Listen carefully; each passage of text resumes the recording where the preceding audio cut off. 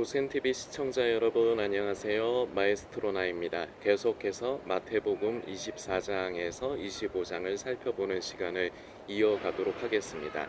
제가 지난번 영상에서 이제 단락을 하나 나눠 드렸습니다. 그때 이제 처음에 마태복음 24장 1절에서 14절까지로 한 묶음으로 이제 제가 그때 이제 먼저 하나를 좀 나눠 드렸는데, 요게 이제 큰 한 덩어리예요.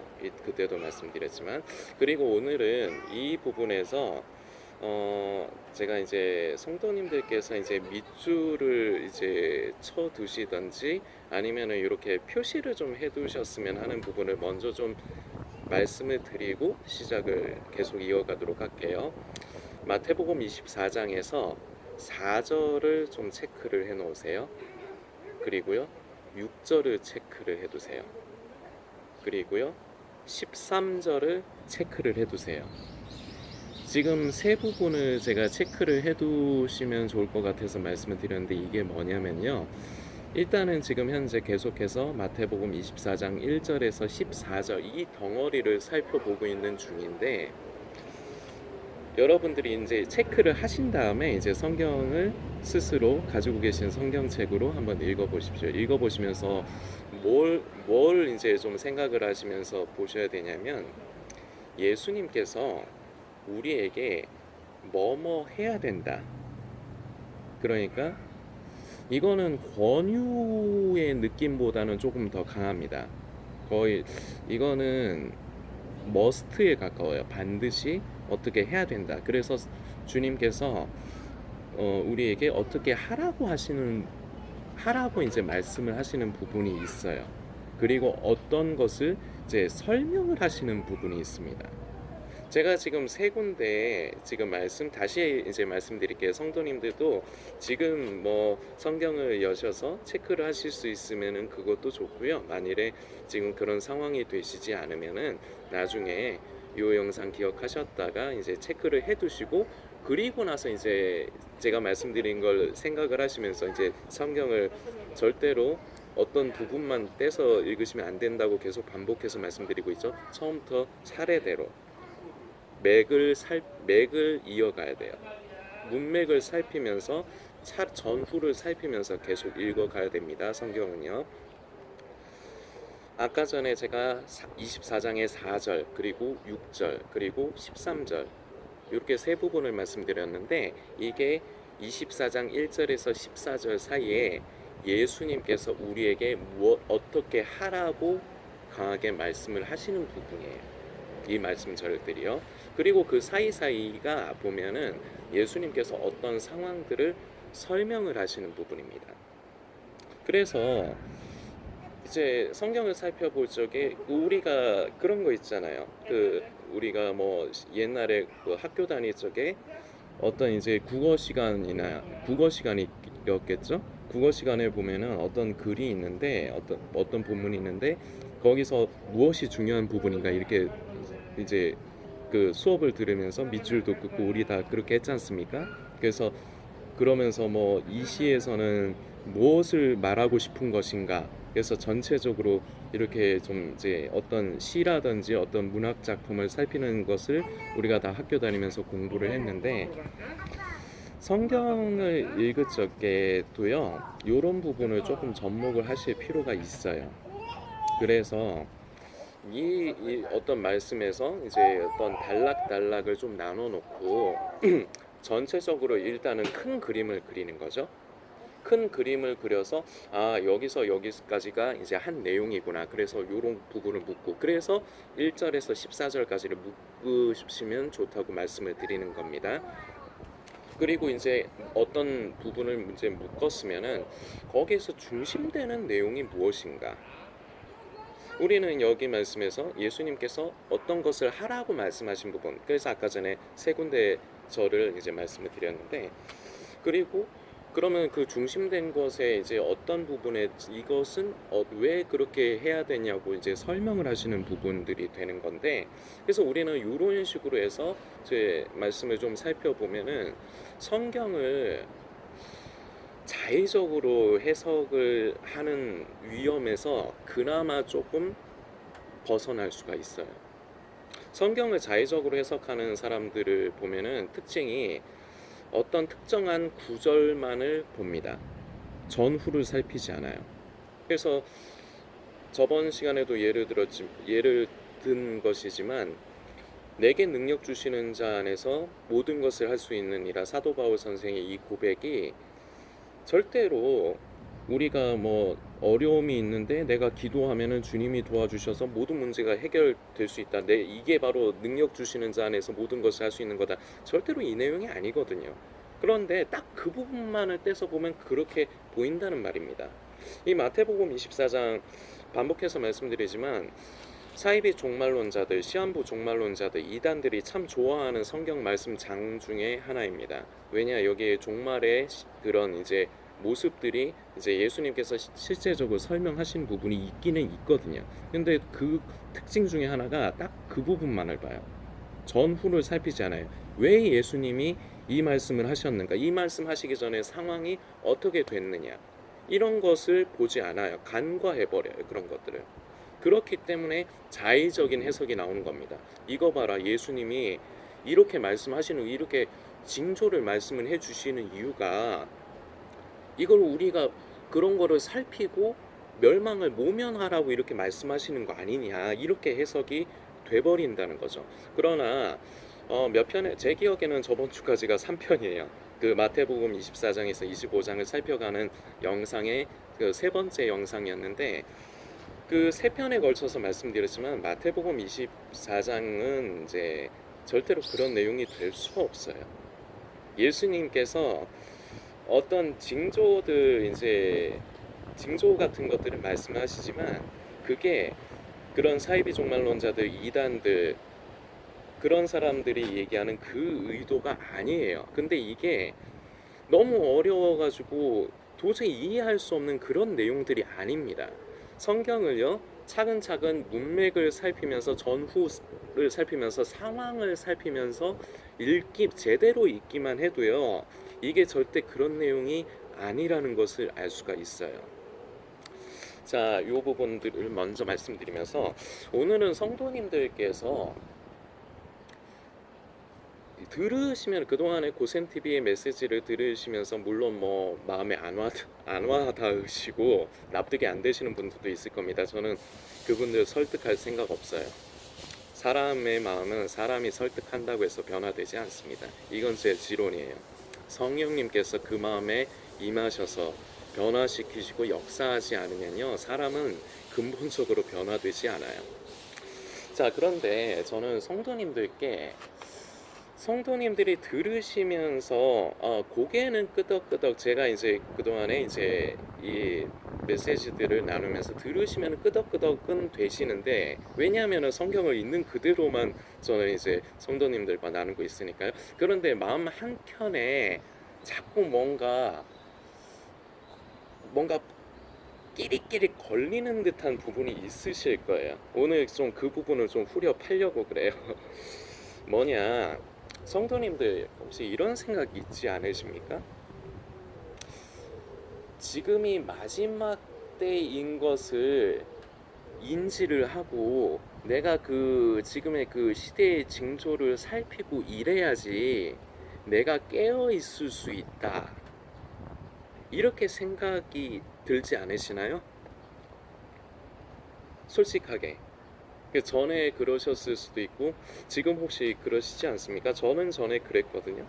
그래서 저는 깊이 팠어요. 전에 한 번씩 그동안에 고센TV 영상을 나누면서 말씀드렸지만 저도 그런 사이비, 시한부 종말론자들처럼 자꾸 이 시대의 징조, 시그널에 자꾸 초점을 맞추던 사람이에요. 그 왜 맞췄느냐? 여러분들이 공감이 되실 겁니다. 그래야지 이제 예수님이 다시 오실 때가 가깝다는 걸 내가 인지를, 그러면서 시대의 징조, 지금 지금 이 시대가 어디쯤에 왔고 그 지금 이제 이런 것까지 이제 징조가 나타났구나, 이제 예수님 곧 오신다, 이래야지 깨어 있을 수 있을 것 같고, 왠지 느낌에, 내 생각에. 그리고 이것을 전해야지 한 사람이라도 더 영혼을 살릴 수 있다. 이제 종말의 때가 가까우니까 빨리 예수님을 믿고 빨리 죄를 회개하고 너 휴거에 참여해야 돼. 너 구원받아야 돼. 이럴 것 같지 않으세요? 자, 그런데 그렇게 치면요. 자, 여기서부터 이제 그래서 성경을 차근차근 살펴야 되는 겁니다. 그냥 막 훑어서 빨리빨리 진도 빼면요. 저는 좋아요. 편하니까. 그런데요. 그러면 의미가 없을 것 같아요. 자, 그러면요. 마태복음 24장의 3절을 다시 한번 살펴봅시다. 예수께서 감람산 위에 앉으셨을 때에 제자들이 조용히 와서 이르되 우리에게 이르소서 어느 때에 이런 일이 있겠사오며 또 주의 임하심과 세상 끝에는 무슨 징조가 있사오리이까. 자, 이 제자들의 모습이 지금 시대를 살아가는 마지막 때를 관심하는 많은 교회를 다니는 사람들 중에서 마지막 때를 관심하고 있는 사람들의 그 시선과 똑같죠. 보시면은 제자들의 관심이 뭡니까? 지금 3절에서 보면요. 때, 언제입니까? 그리고 두 번째, 징조는 뭡니까? 그 때가 확실하다는 사인. 그래서 때와 징조를 제자들이 관심해요. 자, 그런데 왜 제자들이 때와 징조를 관심을 했겠습니까? 근래에 거쳐서 계속 말씀드렸지만 인간은 생존 본능이 있어요. 그래서 어떤 위험이 닥치면요, 그걸 미리 준비하고 대비하려고 합니다. 이게 왜냐? 그래야지 내가 살아남을 수 있거든요. 이런 것이 있다 보니까 제자들도 또 우리랑 똑같은 사람이잖아요. 뭐 유별나지 않잖아요. 그러다 보니까 그 때를 피하고 싶은 거예요. 제자들도. 그러니까 때를 여쭤보는 겁니다. 그러면은 만일에 지금 우리가 생각하는 제자들도 똑같이 그렇게 생각을 했겠지만 그 때를 알아야 대비하고 내가 그 때를 모면할 수 있다. 지금 이 시대를 살아가는 마지막 때를 관심하는 사람들하고 시선 똑같지 않습니까?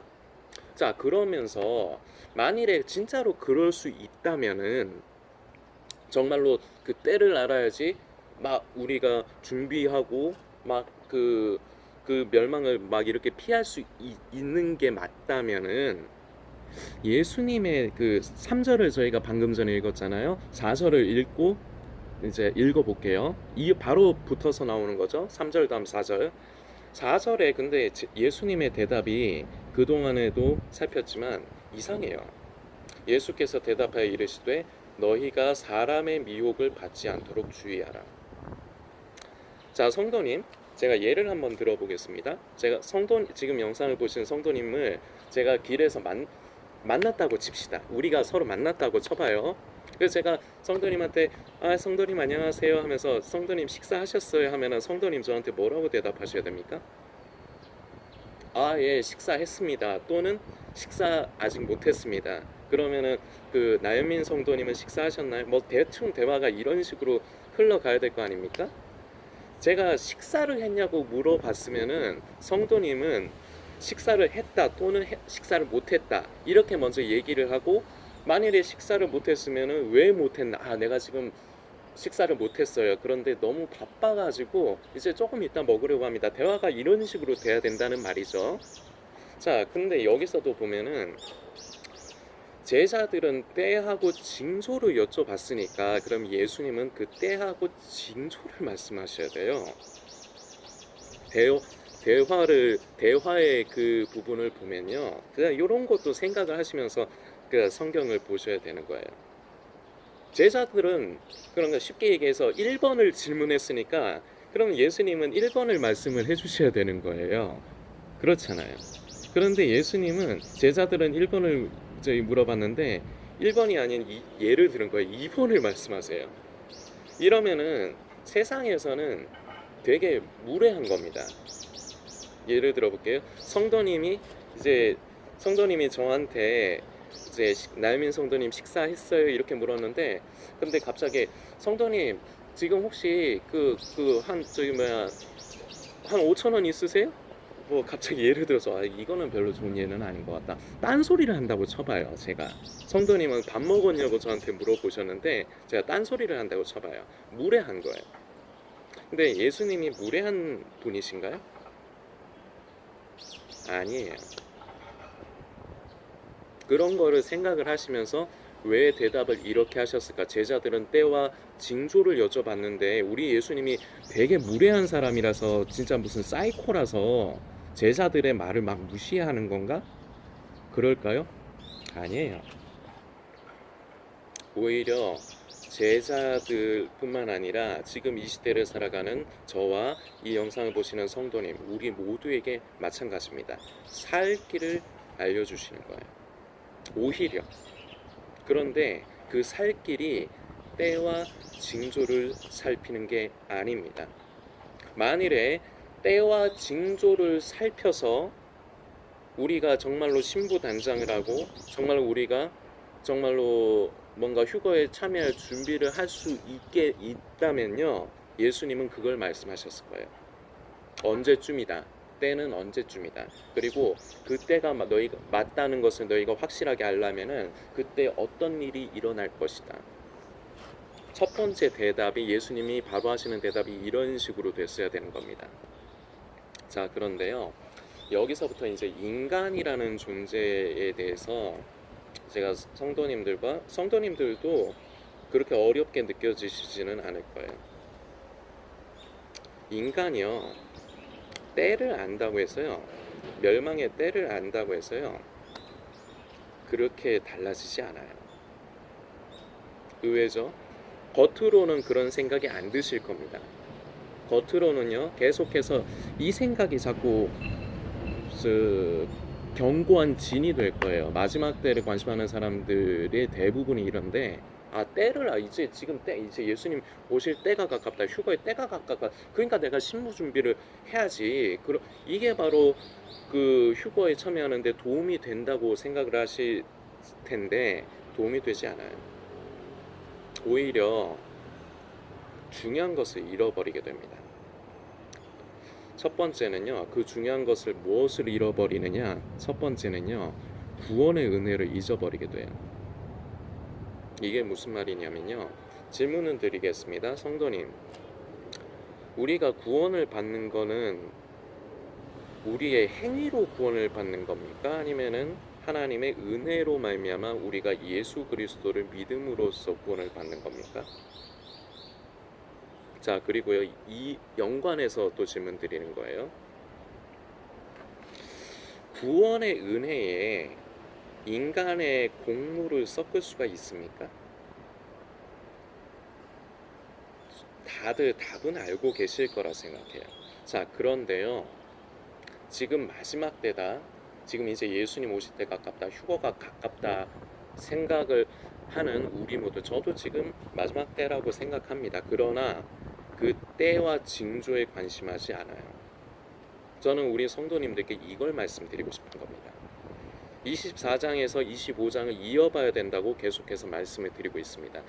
이 24장과 25장을 통틀어서요, 가장 강하게 예수님께서 우리에게 말씀하시는 건요, 깨어있으라는 거예요. 그런데 이 깨어있음에 대해서요, 이 시대를 살아가는 마지막 때를 관심하는 사람들이 다 오해합니다. 이거는 열의 아홉 이상이 오해를 해요. 어떻게 오해를 하냐? 아까 말씀드렸던 것처럼 이제 지금 시대에 어떤 일이 일어나고 있어. 그래서 이제 예수님 오실 때가 가까워. 이렇게 이제 휴거의 때가 가깝다. 이제 예수님 오실 때가 가깝다는 걸 인지하고 있는 것을 깨어 있다고 생각해요. 그런데요, 성경은 그렇게 말하지 않아요. 예수님이 직접 깨어 있는 것이 무엇이라고 말씀을 해주시거든요. 그게 바로 이 마태복음 24장에서 25장이에요. 그래서 마태복음 24장과 25장은 떨어뜨려서 보면 안 됩니다. 이어서 봐야 돼요. 최소한 24장과 25장. 왜냐? 가장 중요하게 말씀하시는 게, 처음에는 미혹을 조심해야 되고 어떤 것을 어떤 것들이 있을 것이고 이런 설명들을 하시지만요, 가장 핵심은 깨어 있으라는 거예요. 우리는 깨어 있어야 됩니다. 그런데요, 때와 징조를 살피면서 이제 예수님 오실 때가 가깝다는 걸 인지하는 것을 깨어 있는 거라는 착각에서 벗어나십시오. 우리는 예수님께서 말씀하신 깨어 있음, 우리는 그것을 관심해야 돼요. 그리고 우리는 그대로 말씀대로 깨어 있는 삶을 살아가면서 신부로서 다시 오실 신랑 되실 예수님을 우리는 기다리는 겁니다. 우리 흔히 기독교라고 하지 않습니까? 우리 신앙에 중요한 것이 딱 두 개로 함축하자고 하면은 하나는 부활의 신앙입니다. 그리고 또 하나는요, 기다림의 신앙이에요. 우리 예수님 우리 죄를 위해서 십자가에 죽으시고 그 보배로운 피를 흘려 죽으실 뿐만 아니라 부활하셨습니다. 그래서 산자의 소망을 우리에게 주셨습니다. 그래서 우리 예수님으로 말미암아 우리는 하나님을 아버지라 부르게 됐고요. 우리는 하나님의 자녀가 되었습니다. 그리고요, 우리 신랑 되신 예수님은요, 지금도 물론 성령으로 우리와 함께하고 계십니다. 그러나 그 예수님께서 우리의 처소를 예비하시고 반드시 우리를 맞이하러 오실 것입니다. 우리는 그걸 기다리는 거예요. 신부는 신랑을 기다리는 겁니다. 그래서 우리의 신앙을 크게 중요한 부분을 두 가지로 말씀드리자면 이렇게 말씀을 드릴 수 있어요. 부활의 신앙, 그리고 기다림의 신앙. 그런데 우리가 자꾸 우리의 관점으로 인간의 관점으로 자꾸 깨어 있으려고 자꾸 지금 이제 때가 가깝다 이렇게 발동하는 것이 오히려 도움이 되지 않아요. 다시 말씀드리지만 이게 도움이 됐으면요, 예수님은요 3절의 제자들의 질문에 이어서 4절에 때는 언제쯤이고 그리고 징조는 무엇이다 라고 얘기를 하셨을 거예요. 근데 그게 도움이 되지 않아요. 오히려 우리를 구원에서 멀어지게 합니다. 왜냐? 첫 번째로 아까 말씀드렸죠, 구원의 은혜를 상실하게 해요. 자꾸 우리가 우리의 힘으로 구원에 이르려고 하게 발동을 한다는 말입니다. 이제 때가 가까워. 내가 죄를 해야 돼. 죄 짓지 말아야 돼.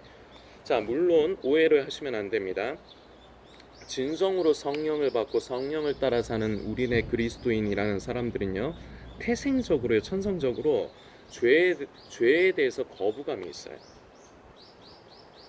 그리고 이게 우리 속에 선한 양심이 점점 민감해질수록 전에는 내가 죄라고 여기지 않았던 것까지도 죄라고 성령께서 깨닫게 하시고, 그리고 나는 그것을 미워하고 경계하게 되어 있습니다. 그래서 우리는 예수님 다시 오시는 날까지 우리는 죄와 싸워야 되는 필요가 있어요. 이것은 그리스도인으로서 자연스럽게 나타나는 모습입니다. 자, 그런데요, 구원에 이걸 갖다 붙이려고 하면 곤란합니다. 그러면 뭐가 되느냐? 말은 그렇게들 안 해요. 자, 성도님들 전에 지난날에 본인의 한번 생각을 해보세요. 말은 구원에 인간의 공로, 나의 공로를 섞을 수 없다 하면서요, 내 공로를 섞으려고 한다니까요. 내가 예수님을 믿으면서 죄도 안 지어야 되고 그래야지 내가 구원받을 수 있어. 그래서 무엇이 되느냐? 연관된 것이면 결국 행위 구원으로 흘러가는 겁니다. 행함이 없는 믿음, 죽은 믿음 맞습니다. 그런데요, 그 행함이 믿음의 행함이냐 아니면은 행위이냐, 율법의 행위이냐, 이게 무엇으로 나눠지냐면요, 우리의 마음의 동기에 의해서 나눠집니다. 무엇이냐? 내가 우리 주님을 사랑하면 할수록 우리 주님의 기뻐하심을 위해서 내가 성령님의 감동하심을 따라서 거기에 순종하는 것, 그런 삶을, 그런데 그게 쉽지 않죠. 우리 성도님들 다 경험하셨지만 쉽지 않지만 그런 삶을 살아가려고 애를 쓰고 주님을 의지하며 살아가는 것, 이게 믿음의 행함이에요. 그런데요, 율법의 행위는 무엇이냐? 내 구원이 항상 초점이 됩니다. 이렇게 하면은 구원받지 못해. 내가 구원받으려면 어떻게 해야 돼? 그래서 죄를 안 지으려고 하셨잖아요. 우리 성도님만 그러실까요? 아니요, 저도 전에 그랬어요. 우리가 인간이라는 존재가요, 무언가에 대해서 대가를 치러야 된다는 거에 익숙해져 있어요. 제가 지금 요 아이스 아메리카노를 마시면서 하고 있는데요. 이거 제가 1,800원 주고 샀거든요. 저는 그 편의점의 사장한테 고마워하잖아요. 왜냐하면 제가 제 돈을 주고 산 거잖아요. 이건 은혜가 아니죠. 내가 돈을 주고 산 거니까요. 제가 돈을 주고 사온 거니까요. 자, 내가 죄를 안 지었으니까, 내가 하나님 말씀대로 순종했으니까, 그러니까 나는 구원받아야지. 이렇게 된다고요. 자꾸 때와 징조를 관심하게 되면요. 그래서 그런 의미로 구원의 은혜를 상실하게 된다는 말씀입니다. 자, 그리고 두 번째, 길을 벗어나요. 이게 무엇이냐? 자, 예수님께서 4절에 너희가 사람의 미혹을 받지 않도록 주의하라 하셨는데, 이 미혹, 성도님들, 이 미혹의 뜻을 정확하게 이 시간 인지를 하십시오. 미혹이라는 게 무엇이냐? 사전적인 의미로 보면요, 사람을 헷갈리게 한다, 그래서 갈팡질팡하게 한다, 이런 의미를 가지고 있어요. 그리고요, 헬라어 원어적인 표현을 보면요, 길을 벗어나게 한다는 의미를 가지고 있습니다. 이 미혹이라는 것이. 그럼 무슨 길에서 벗어나게 하느냐? 우리는요, 십자가의 길을 걸어가야 됩니다. 그런데 이 시대는요, 십자가의 길을 걸어가지 않아요. 좁은 문, 좁은 길을 가려 하지 않아요. 내가 할 수 있는 것까지는 하는데 너무 나한테 부담스럽고, 이거는 아무리 주님 말씀이라도 이거는 나하고 안 맞아 이러면요, 거부하면서 나갑니다. 십자가의 길이 없어요. 사도 바울 선생은 말합니다. 날마다 죽노라. 우리는요, 날마다 죽어야지 사는 사람들입니다. 나는 죽고 내 안에 예수께서 사시는 것, 이게 바로 성도라는 사람들의 정체성이라고 말할 수 있겠습니다. 우리는 이 길을 가는 거예요. 하루하루 나 자신이 성령을 따라 살면 살수록 성령의 소욕은 육신을 거스르게 돼 있습니다. 그래서 점점 내가 전에 사랑했던 것들이, 내가 편하고 좋아했던 것들이 점점 나에게서 거리가 멀어지는 거예요. 왜냐? 그게 거슬려져요. 내가 점점 성령을 따라 살면, 내가 그 십자가의 길, 그 좁은 문, 좁은 길을 가면요, 전에 내가 당연하다고 생각했던 것, 편하다고 생각했던 것들이 그게 아니라는 것을 깨닫게 돼요. 우리는 예수님 오시는 날까지 이게 신부 준비를 하는 겁니다. 그 좁은 문, 좁은 길을 가는 거예요. 언제 오시느냐, 때가 중요한 것이 아니라 우리는 예수님이 오실 것을 사모하면서 그날까지 그저 그 좁은 문, 좁은 길을 걸어가고, 다른 말로 십자가의 길을 걸어가는 것, 이게 바로 신부 단장을 하는 겁니다. 그저 우리는 여기에 집중을 해야 되는데, 이것에서 무엇에 자꾸 집중을 하게 하느냐? 자꾸 이 시대의 징조들, 시그널들, 자꾸 예수님의 재림의 때, 그래서 길을 벗어나게 하는 거예요. 시선이 자꾸 여기에만 가요. 그래서 오히려 마지막 때에 대해서 관심하고 자꾸 시대의 징조를 이렇게 살피면은 내가 왠지 휴거에 참여할 가능성이 높아질 것 같은데요. 반대입니다, 성도님들. 왜냐? 자꾸 길을 벗어나게 해요. 우리가 집중해야 될 것은 따로 있습니다. 우리는 날마다 나 자신을 죽음에 넘기고 내 안에 예수께서 사시게 하는 것, 우리는 그 길을 걸어가는 것, 우린 여기에 집중해야 돼요. 그런데요, 자꾸 시선을 때와 징조에 돌리면 돌릴수록요, 이 길에서 멀어져요. 그래서 길을 벗어나는 거예요. 지금 이제 예수님 오실 때 가깝다, 마지막 때다 하는 사람들 대부분을 보면요, 성품의 변화, 인격의 변화가 없어요. 그게 무엇을 뜻하느냐? 결국은 예수님을 믿는 게 아니란 소리예요. 오늘도 시간이 많이 갔습니다. 그래서 계속해서 다음 편에도 이어가도록 하겠지만, 우리는 그저 나를 위해서 십자가에서 피 흘리신 그 예수님의 그 사랑, 그 은혜에 감사하면서 우리는 날마다 그걸 되새겨야 돼요. 오히려 이것에 초점을 맞추고 우리는 날마다 잊지 않도록 애를 써야 돼요. 우리는 예수님의 사랑을 너무 쉽게 잊어버려요. 그러면서 나도 주님 가신 그 길을 걸어가고 싶습니다. 주님, 나도 주님의 제자로서 그 길을, 그런 삶을 따라 살아가고 싶습니다. 주님 오시는 날까지, 정말 이제 이 마지막 때에 예수님 만나 뵙는 날까지 나는 순결한 신부로서 준비되어져 가고 싶습니다. 나는 주님께서 말씀하신 대로 깨어 있고 싶습니다.